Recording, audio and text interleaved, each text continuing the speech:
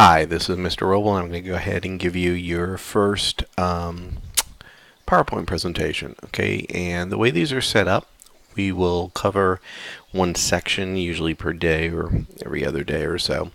But we're going to break these components, we're going to break these chapters up into smaller sections, and so they're a little bit more tolerable for you to watch, and essentially you don't have to watch one long video to find a certain section that you want to rewatch later on for a test or for studying for a quiz or something like that. You can just kind of go to where you want to. Okay, so we're both looking at the same thing on the screen here, and this is our text, chemistry atoms first, and this is the PowerPoint with it, so this is going to correlate very nicely, and as well I add in quite a bit of material to it, so please watch these videos because all this material of course is testable. Now let's take a look at chapter 1. Let's see what we've got here.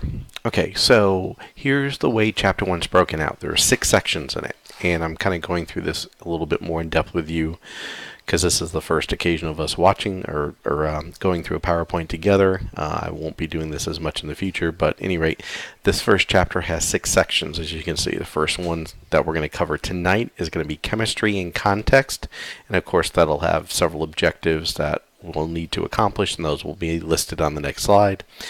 And then following that, in future days, we'll cover phases and classification of matter, physical and chemical properties, measurements, measurement uncertainty, accuracy, and precision, and mathematical treatment of measurement results. Each one of these will be an individual presentation. As well, there might be some additional presentations too, we'll see. So for this particular section, chapter 1, section 1, what we need to cover in here is an outline of the historical development of chemistry, talk about some examples of the importance of chemistry in everyday life. I'm going to briefly describe the scientific method. We'll talk more about that in class. Differentiate among hypotheses, theories, and laws, and we'll provide some examples illustrating macroscopic, microscopic, and symbolic domains. Okay, as you can see here on this slide, there's lots of different examples here of chemistry and chemicals and how they exist in life. And really the basic definition of chemistry is really the study of the composition of properties and how matter interacts. And really chemistry deals with anything that has matter. Now, does everything have matter? No, there's some really funky, exotic subatomic particles that don't. We'll talk about some of those briefly here and there throughout the course.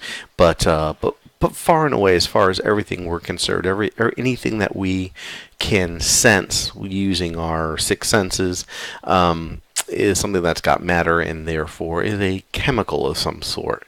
And that's all going to fall into the realm of this class. And in fact, you could probably even conceivably say anything that exists that we deal with on a regular basis is going to be a chemical that we can talk about. That's in the realm of our course material.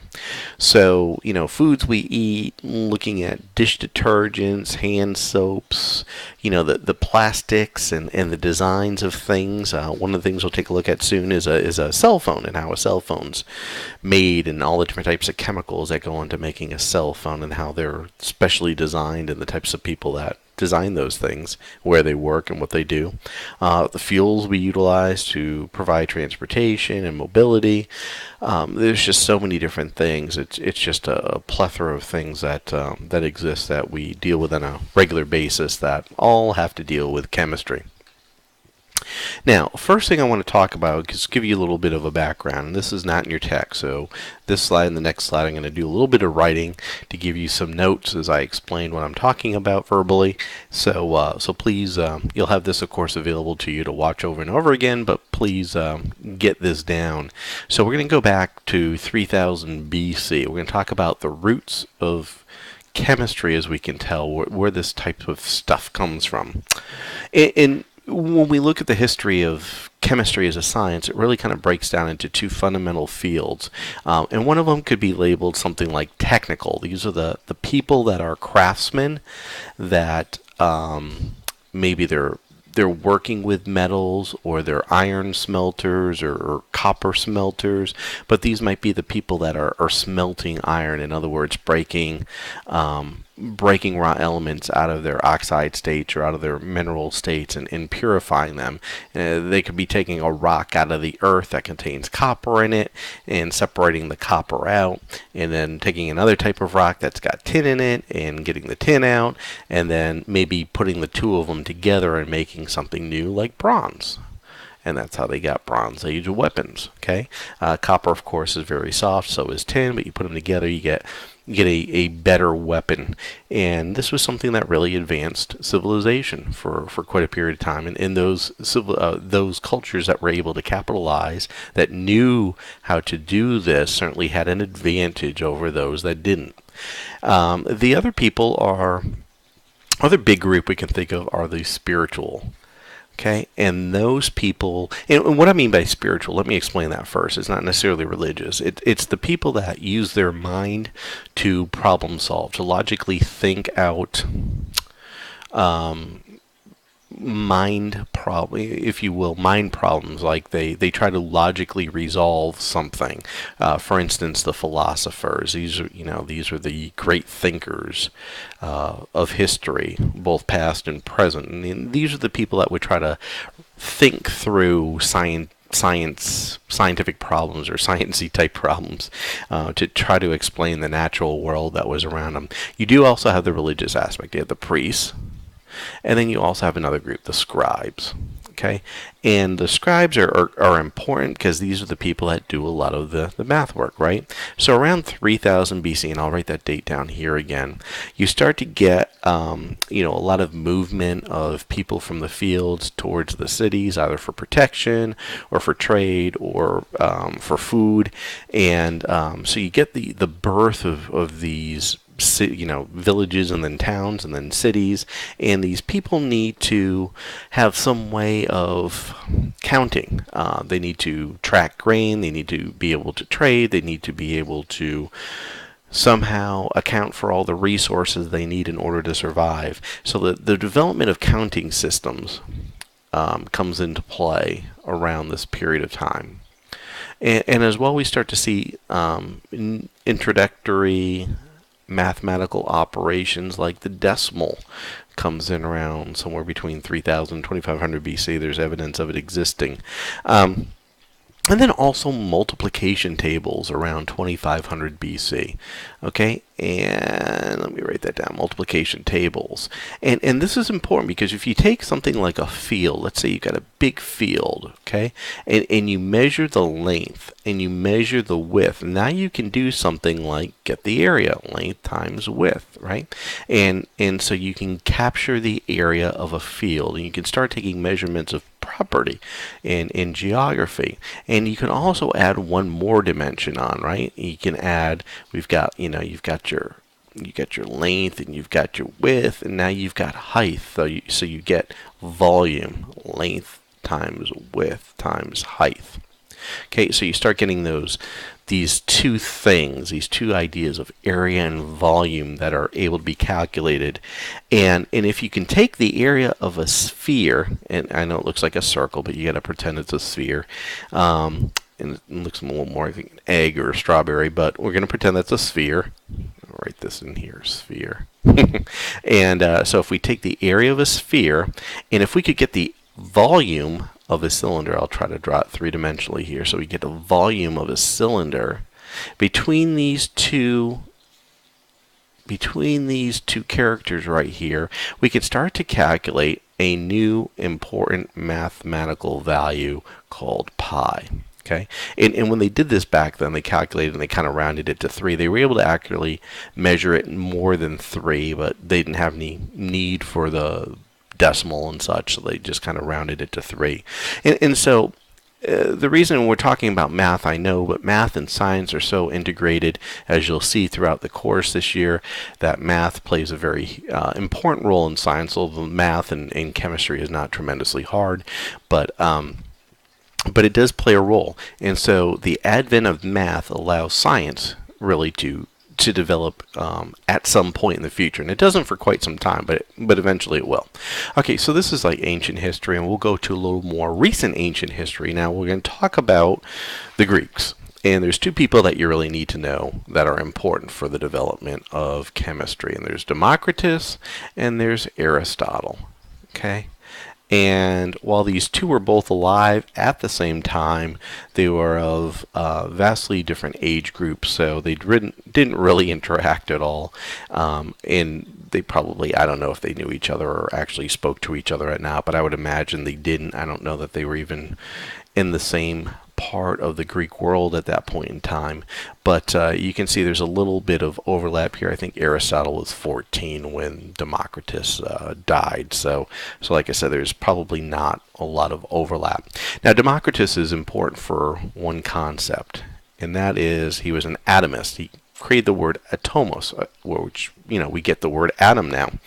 And let me pull from Stephen Mason's History of Sciences. He actually gives a good little quote here about Democritus and what the atomists believed. And they believed that everything in the universe was composed of atoms, which were physically indivisible. There were an infinite number of atoms, and they moved perpetually in an infinite void. They had existed from eternity, for they had not been created and could not be destroyed. Atoms differed as to their size, shape, and perhaps their weight. Now, this is really a tremendously advanced concept for back then. And remember, in both of these, you remember the Greek concepts of earth, air, fire, and water, right? All the four things that make up all matter: earth, air, fire, and water. And so what Democritus is saying is atoms that make up earth, air, fire, and water. Okay, now Aristotle is the one that actually brings about the undoing of the atomists, and really because Aristotle believes that there's this concept of a prime mover, that everything's put into motion through some sort of unmoved, I think he called it an unmoved mover, this person outside of everything that was able to impact all. And kind of like the concept of a god, perhaps, in a way. And I think the important thing to take from Aristotle that's really the downfall of the atomists is that Aristotle believed that there was no such thing as a void. No such thing as a void. Oops. Sorry about that. Write that again. So no such thing as a void. So that's not going to happen. In other words, well, let me cross it all out anyways, because he said there's no such thing as a void. In other words, you cannot have a vacuum. And so a vacuum cannot exist. I guess that's the international symbol for no. What do we have in between all of these atoms here, right? We've got a lot of space. Okay, there's all kinds of space in between these things, right? Which in essence is a void or a vacuum. And so again, they couldn't depict these things, they couldn't elaborate on them, they couldn't demonstrate it, but Aristotle's concept is, okay, if there's a prime mover and forces are acting on everything to put things in motion, either there's an internal mover, like I can move my own body, I can will it to move here or there, or I can throw a ball, therefore I'm the prime mover of that ball. I can throw the ball, I've put in a force and an energy into that ball. And so if you throw a ball, that empty space, like we know, right, the ball's here, and then the next second the ball is here, right? But when it was here, there was nothing there except solid ball. So once the ball moves forward, it creates this little vacuum, right? And we know air rushes into there and stuff. And I don't know that Aristotle necessarily had this concept, but as the ball moves forward, we've got these vacuums created, right? And so the air rushing in there is the prime mover propelling the ball in that forward motion, in addition to the force that you enact on the ball when you throw it. But here, for the atomists, right, you've got all this empty space between these atoms. And so what's holding it all together? That's the big question Aristotle's asking. You know, what holds the atoms together? And this question could not be resolved. Okay, the atomists they couldn't defend against it. There was no logical argument to defend against it. And so ultimately their concepts, their ideas fell by the wayside, and what you get is Aristotle becoming the victor, and as you probably know from your history classes, you therefore get Aristotelian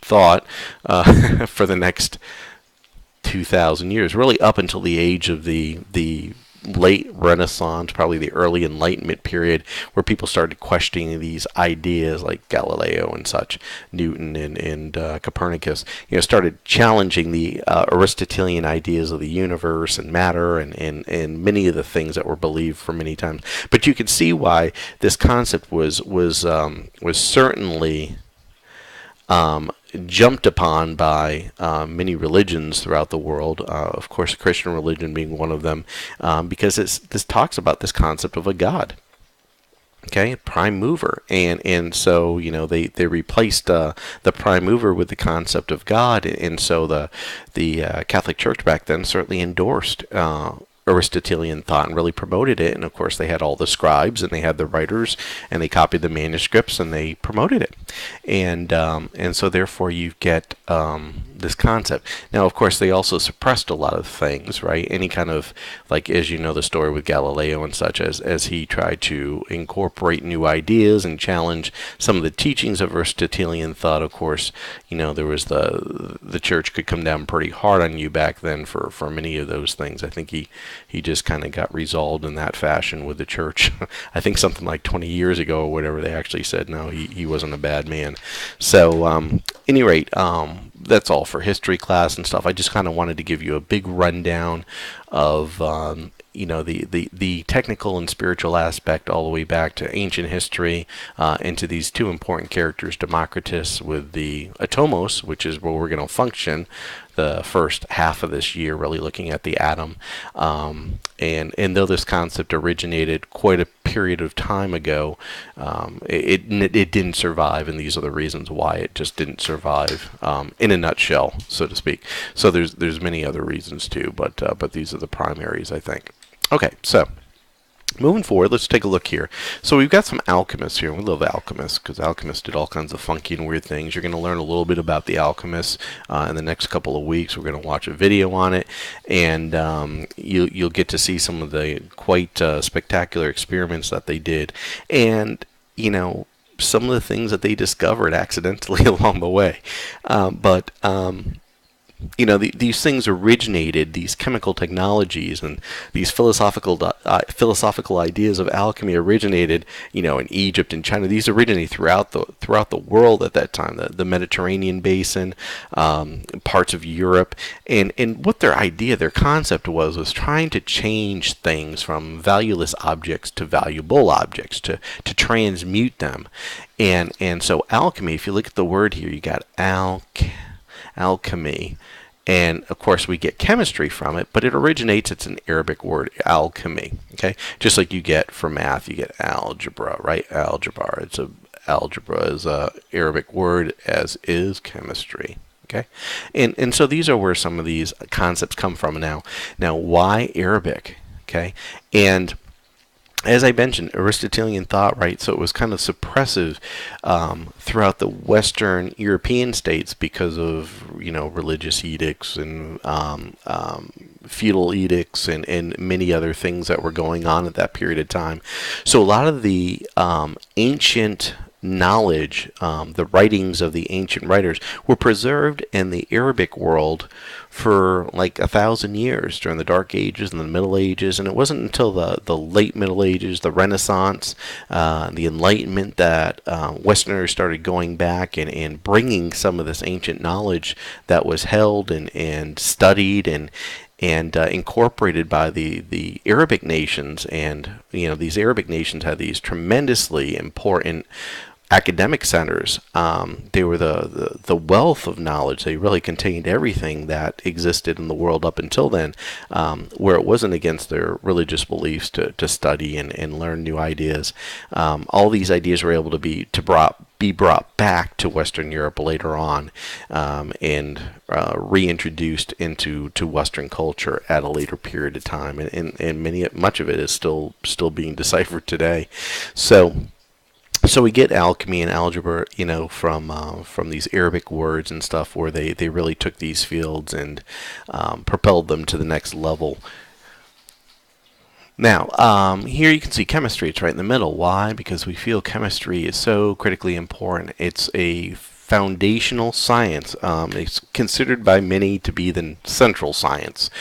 If we look at, you can see biology up here, right? Biology is a core science, a biggie. You got physics over here. And in chemistry, really, if you think about it, you can kind of look at this paradigm here. You get this biology. If you look at the big three, you got chemistry and you've got physics. Okay? And the concept here is biology, you're looking at big things, right? You're looking at organisms, you're looking at organs, you're looking at cells, you're looking at things you can see for the most part, right? And nowadays, with some of the newer technologies, with electron transmission microscopes and scanning electron transmission microscopes, we can see smaller things. But we can't see the level that you can see in chemistry. Really, in chemistry, we're dealing with atoms, right? We're dealing with matter and what makes up things. And there's billions of atoms that make up some of the simple chemicals that the smallest cells that we can see utilize, or viral particles, or bacterial cells, or what have you. And then physics, they look at the really big, right? You could look at cosmology in the universe. I think cosmology is up here probably. Well, maybe it's not. Cosmology and looking at the universe, or you could look at the really small, and you could be looking at the quantum world. And we'll be talking a lot about the quantum world because it ties very closely in with atoms and explains a lot of what atoms do and why they do it. And it's very weird. We'll be talking about a lot of weird things that go on in the quantum world. And we'll be doing that pretty soon, actually, I think around chapter 3. So chemistry is kind of central, and so if you study biology today, if you want to go to nursing school or vet school, or you want to become a doctor or whatever, you're going to learn a lot of chemistry, because chemistry is important. It's critical. As you can see, if you want to prescribe medications to a patient and they've got some kind of organ damage or something wrong with a tissue, or their liver enzymes are off, or whatever, you have to understand what the medication is going to do to that individual, and what the risks are and what the benefits are and such. So you have to be very, very good at chemistry if you're going to be in dealing with living organisms of any sort. As well, with physics, the chemistry dealing with atoms, the first people to really study and understand the atom, the people that discovered the electrons and the protons and neutrons and other subatomic particles, were physicists. Okay, they dealt with the quantum world and the very small world, 100, 150 years ago, and so chemistry owes a tremendous debt to physics for a lot of its basic understanding and basic knowledge. Okay, moving on. Now here, this slide talks about the scientific method. We're going to go into depth with this in class. We'll talk about this diagram. If you like it, it makes sense to you, that's great. I'm going to show you another one. This is the one I learned in school a long time ago. It's purpose, research, hypothesis, procedure, analysis, and conclusion. Okay, purpose, research, procedure, analysis, and conclusion. And now, the interesting thing here's the mnemonic. Everybody knows what a mnemonic is, right? A mnemonic is like you take the first letter of each word, you make a saying out of it. Like when you're learning how to play the guitar, right? E, F, G, A, B, D, or whatever. Every good boy deserves fudge. E, G, B, D, F, I think it is. Here it is. So what we learned years ago, PR, Peter Rabbit hates peas and carrots. Now, you may come up with something that you like much better than that. I wouldn't blame you at all, but I learned this like 30 years ago, and it's stuck in my head now. So Peter Rabbit hates peas and carrots. And when I think of that, I just think PRHPAC. I write them out, and then purpose, research, hypothesis, procedure, analysis, conclusion. And what I want you to take from this today as I talk about it, because we'll talk about this more in depth in class because we can demonstrate it a little bit easier, is this. The scientific method is not something that existed, that we stumbled upon and we discovered. Okay? The scientific method is a reflection of how human beings think and problem solve. In other words, this is something that's man-made or woman-made. It's something that we've created in order to solve problems. We do this hundreds of times every day. Okay, you don't realize it, but we're going to talk about some examples in class. We'll work through some, and you'll see how, it's just a reflection of how we think as human beings. Now, if we had a totally different thought process, the scientific method would probably reflect how that different mindset thought. But as we think as human beings, as a species, this is really how our brains work and how we process information. To deal with the environments and the stimuli in our natural world. All right, last slide. I'm sure you're happy. All right, I am. Now, this slide here, we're talking about some interesting concepts here. Well, to some extent. We're talking about 3 different domains, right? You get the macroscopic domain, the microscopic domain, and the symbolic domain. Now, let me explain what those mean. Macroscopic domain, that's the realm of everyday things that are big enough that we can see them or touch them or feel them. In other words, we can experience them with our senses, right? So if you're looking at this picture here, you can see the sky. Can you touch the sky? No, but you know there's air there, right? So you can kind of feel the air. And you got clouds, and you've got an iceberg, right? And you got a Titanic probably sitting a couple thousand feet below it somewhere, who knows? But you got water, and in the background there you got some land. So these are all things that are in the macroscopic domain, things that we can sense. Microscopic domain are the things that we cannot sense. They're too small. They're things that most often, as the textbook I think talks about it, things that we have to imagine, things that we have to visualize, like when we're talking about the atom, we're talking about electrons and protons and valence levels and all that stuff you remember from physical science. Those are things that would be in obviously the microscopic domain. They're very, very small. Micro means small. Now, the symbolic domain, that would be here on the right side. You see you've got H2O, and so these are symbols, right? You've got gas, you've got solid, you've got liquid. AQ would be aqueous, meaning dissolved in water. We don't have that. We don't have that here, but so we got AQ. But we've got symbols representing elements. We've got letters representing states of matter. We've got pictogram or pictures here representing the gaseous state, the solid state where things more in a lattice structure, and then in the liquid state here where the particles being closer together, the molecules being closer together. So this again, macroscopic is big. You can sense it. Macroscopic domain is something you can sense. Microscopic domain is something that is, I'm getting sloppy here, sorry about that, is something that is in the imagination. It's too small to see.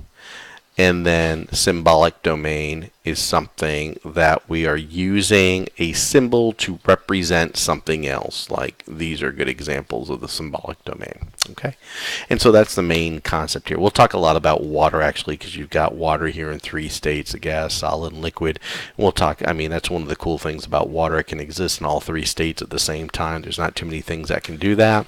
Of course, ice, when it gets cold, it floats, and that's critical for life. And we'll talk all about that in the future, because water is one of those things that we obviously look for when we look for life on other planets. And we'll talk about why it is so important for life later, and why they look for it when they look out into space. All right, well, that's it for this section, and we will pick up on section 2 tomorrow. Thanks. Bye-bye.